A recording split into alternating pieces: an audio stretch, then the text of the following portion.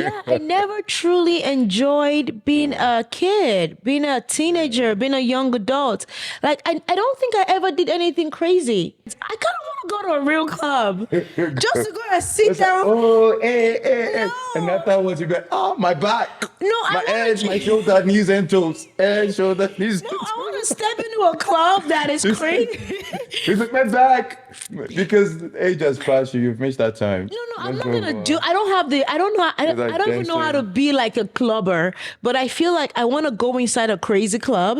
I Yeah. want to sit down and Just watch experience people it. do what they do in a club.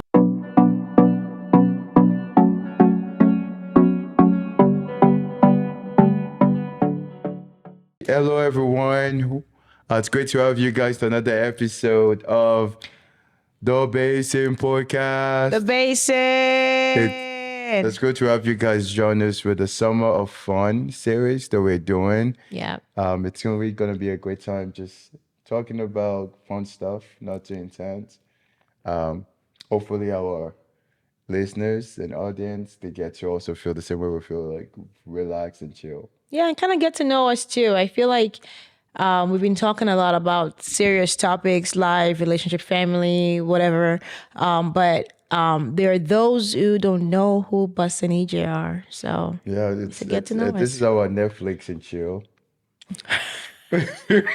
That means so many things to different Netflix people, and chill. babe. You know, it's funny. It's like a lot of things that we come up with, and it means different things. Netflix and chill for me, it's Netflix and popcorn, and it Netflix means and chill something means so else. many things to people's Or it's sweetheart. something like we're trying to come up with something like an event for church, like soaking, and then you were like, "Oh, soaking means something else." It's interesting. I just got back. I was in Mexico for a few days. With my church. So we went to Penasco, Puerto which Penasco. Puerto Puerto. Penasco, Oh. which is we just call it Rocky Point. That's what it means, which is 4 hours away from where we live. So we went on a mission trip, and I get to drive the van with some youth and young adult.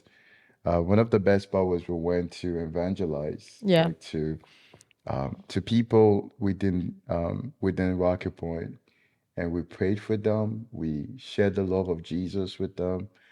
It was great. It was rewarding. It's always the idea like, oh, the people in your backyard.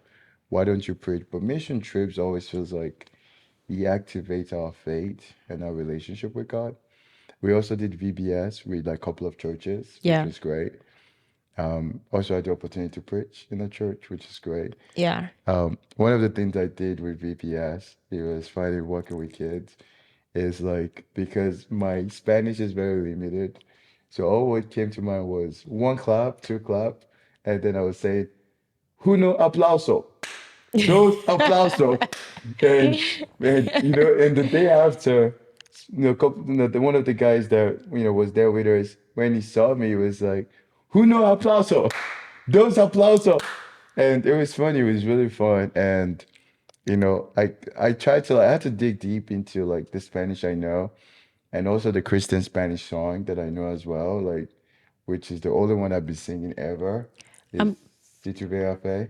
I'm curious. The what made it rewarding for you?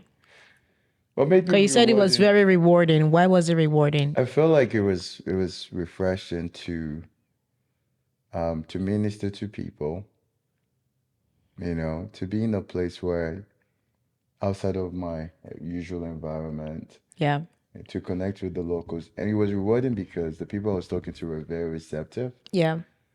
And I felt like my spirit was encouraged Yeah. because the fact that people came up to us and tell us to pray for them. Yeah. There was a guy um, that actually came up to us and he said, I've been addicted to alcohol and the alcohol has paralyzed my legs. Yeah.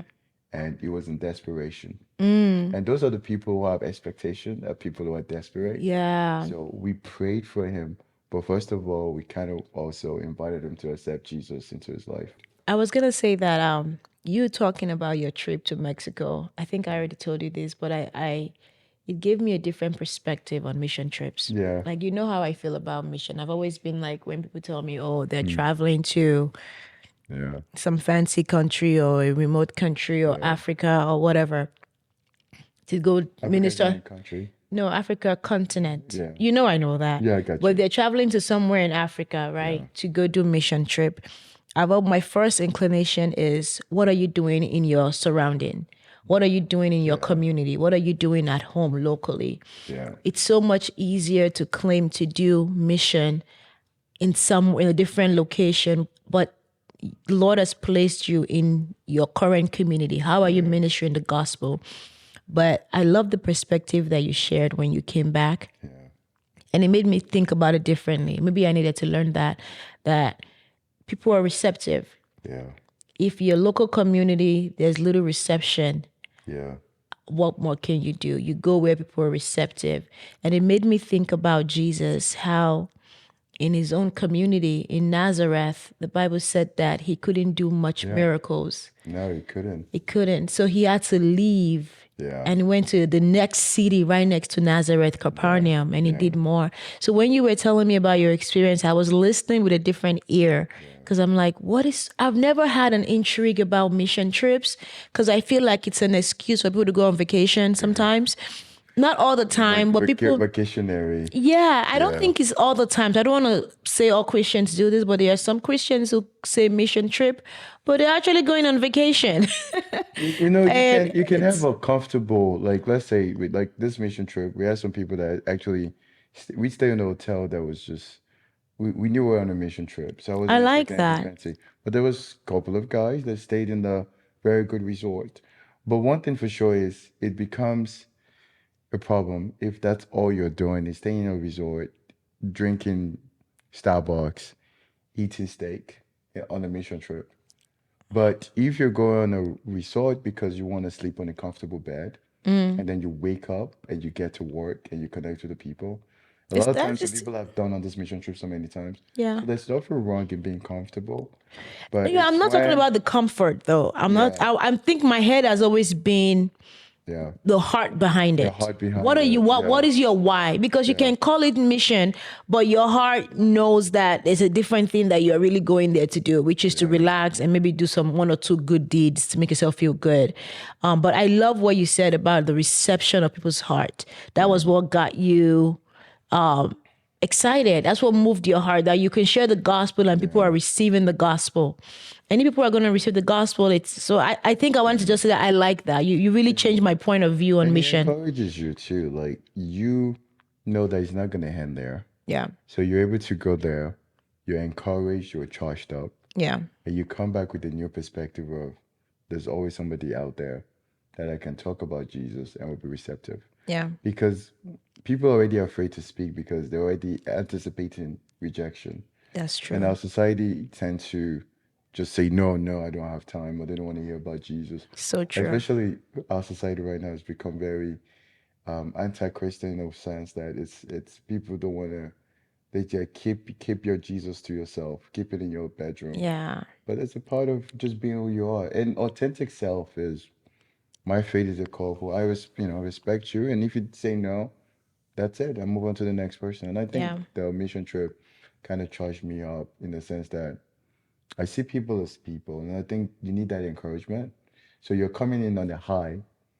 So to maintain that high, it's very important. I think some people, it's kind of like when my experience when I love to go back to this experience when I studied abroad in college. Mm-hmm. I felt like I went there and I came on a very high note because my perspective of the world changed. Mm. I love to talk about this. I studied abroad in Argentina, Yeah. right? And it was a summertime. I made some really good friends. There were like 20 of us from like 9 different countries. Yeah. Majority of us from United States. I got to know somebody from Kyrgyzstan, Peru, Colombia, Brazil, Slovakia, mostly from United States, right? Build this relationship. So I came back to United States, pretended like I speak Spanish well. Every Spanish person became my family because I would go and I was living in New York City, so I would see a Spanish person. I want to speak Spanish. Mm. And I was like, hola, amigo, ¿cómo estás? Because I wanted to impress. So I came on a high note, feeling like I've expanded my my Horizon. circle of people. So it felt like I have new people into my network, and there's that connection there. Yeah, So it's that's when you go to a new place, that's what it creates, is that that's true. you see people a little bit more than just the regular person that you see on a That's day-to-day true. That's basis. a good point of view, though. I really Yeah, like that. yeah. I like the perspective you shared. I really Mm. did. I also love the fact that you are so personable. Like when you're telling the stories about what you did, I'm like, there's no way I would go to Mexico, babe. Un and aplauso. Dos there's aplauso. I know. there's no way I would, like, if I I go to do. Mexico, I'll be like, what do you want me to do? Who am I preaching to? Come over here, let's pray. No, I'm I not as think he's knowing interactive your as you are. style. There were like there was a youth that would just went in and like talk about Jesus so boldly. It was like, Yeah. I've accepted Jesus. I love the boldness. Some people have that, they're excited, they're eager. And Yeah. I think there's an eagerness being a new country That's true. that when you're United States, you just It like, just feels, yeah, that makes you're sense. like, and I think and you see the desperation, you see the poverty, you see that these people need something to hold on to. And a lot of times, people here need something to hold on to, but sometimes we're so focused on superficial because we to look like they look comfortable. So what am I going to tell them? But reality is they need more. Whether you're rich or whether you're poor, That's you true. need Jesus, That's true. you know? And a lot of times for us to understand that Jesus is not just for the poor, it's for everybody. Yeah. But I think we struggle to find a common ground where people are full and satisfied because they're more likely to repel in anything that's gospel related, That's true. you know. But if they're hungry, they have nothing else to go. They have nowhere else to go than to listen to you. Yeah. They just want a smiling face, a loving heart, and just say, "Give me what you have. Why not?" You know. And then Yeah. see Americans to come over. I can't imagine how much of American dollars going to Puerto Penasco. It's crazy. That's a beautiful experience. Wow. I'm glad you Yeah. experienced that. I hope I get to experience. I've never been on a mission trip. You know it. Have you been I've to? never been. Yeah, if have you, you've only not been to apart from like the fact that we're born in Nigeria. I've not Both been of to any us, other country apart from my country of origin. Yeah, which is Nigeria. Nigeria, Yeah, and then you and I were born in Nigeria. We moved here when I was 14 years old. 13. You were You were 13. 14? I was 14, I was 13. and you were 13 years old. It's funny we Yeah. have the same. So like I am the third child in my family. You are the third I'm the third child. child in my The family. oldest is a girl.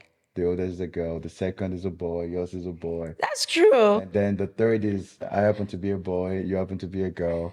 You And then know, the fourth child are both girls, and they happen to be best friends. That was both that is sides. true. Yeah. Now that you're saying it, that's hitting me a little Yeah, differently. you and I are Because like, I know that was what brought us like connected when we were like hanging out, friends, I'm and not sure dating. that's not what connected it, but over time we saw like we That had a was what lot drew more. my heart to you more because I did Yeah. the correlation. But now that you just mentioned that our last siblings are Yeah. best friends and even sisters, I'm like, And wait a and your minute. brother-in-law is very close to my brother, and It was meant to be. Is what you're trying to say? it was no, I truly I married my wife. I Yeah, truly do. And the fact that we met back in 2007, we connected through mutual friends. yeah, And at that point, I can't remember my age, 2007. We're so young. I yeah. probably was 20, and then you were 17 at that point. This is the first time you've admitted that you were 20. No, I was, This is the so, first time you've admitted. no, what did I Tell say? the What truth did I and say? shame the devil. No, you're talking about something I don't even remember. Tell the truth and shame the What devil. did I, Your daughter is watching. what did I, so, When we met, you said, I'm 21 years old. maybe I said I'm going to be 21. No, you said, I said, how old are you? You were like 21. Yeah. And then after a while, I was like, what year were you born? And you told me your year. And I did the math. I'm like, I met you. You were 21, but we are 3 years apart. And I was 17. And your birth month is May. There is no way you were 21. If I'm No. 17, you just turned 20 2 months ago. You're fighting the wrong battery. I can't remember what you're talking I'm about. But I would say one thing though. Growing up, I've always wanted to, because I've always felt like my life was purposeful, my life was meaningful. Yeah. And I've always wanted to be treated with respect. And I So know you lied that, about your age. no, I don't lie about my age. I felt like I've always put myself in a place of respect, in a Yeah. place because the things I do, I always feel like I'm capable to do what I do. Yeah. Been leading youth ministry. I've always been doing different things. So on that note, I've always wanted to be treated as an older guy. So you wanted me to treat you like an older guy. I don't even Because you know. feel like I can't remember. I don't if know you what you're told me talking you were about. 20, I would treat you like a I really kid. don't So you were know. like, let me tell her I'm 21 so she can see that she's talking to an adult. You Because know, when I'm 21, I'm an adult. If I'm 20, I'm not an adult. now that I'm looking 40 in the high. I don't care anymore. It's like, can I go back to my 20s? I want to stay in my 20s now because, we talk about this. Once you turn Yeah. 40, nobody cares anymore how old you are. Fall into the category of 40, 40, 50, 50, 60, 60. And when you're 70, you're 70, super old. 70, At that 80. 40s, you start getting AARP reaching out to you. 40? I thought it's In your 50. 40s. No, you start getting letters that you should start considering to sign up In your in 40s? your 40s. My goodness. So All our friends are getting their a lot letters of friends very soon. already in their 40s. And you're getting all their letters. They will still get their letters. They will get the AARP letter. Like AARP. Like, no, you came to the wrong house. You were in the wrong. AARP. Our friends will be getting AARP letter. I No, was I like, thought it was they were 50. like, No, jokes aside, I thought it was no, it's 50. 50 when you officially, but they always start They reaching start out. reaching out. They start reaching out to you. You're Once in your 40s, they start kidding. reaching out to you to sign up for AARP so you can start getting the benefit. Oh So, my goodness. when you're 40s, it's like, welcome to the party. I think at this point, people are just waiting to give you a wheelchair to see. No, stop it. No, it's good. But I think now it's like I think I'm going, as you get older, you get more comfortable in your skin. Like life You is no longer tell flying. anybody you're 21. I'm still gonna beat No, this. no, I didn't lie to you. I'm gonna But drop I've always it. felt like you've always acted older than your age too. Every time I would ask you then, because you carried yourself with so much grace. I mean, you were so young, but you talked, because you were doing things too. You were doing Yeah. a lot of things. You were working full time at a very young age.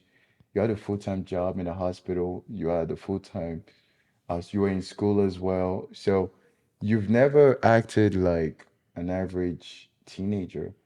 And that's why most of the guys that were always attracted to you I know. were always 10 years older than you. It could be a good thing or a bad thing too. It Yeah. sounds great when you talk about it, Yeah. but when right now that I'm also gonna be 40 in a few years, I have a long way to go. I'm not that Yeah. old, but I wish I acted like a kid. Yeah, I never truly enjoyed being a kid, being a teenager, being a young adult. Like I don't think I ever did anything crazy. I don't think I was ever crazy. But I having think fun doesn't mean you have to do things crazy. no. What I mean is I that mean, if I I broke some bones. I did the kid stuff.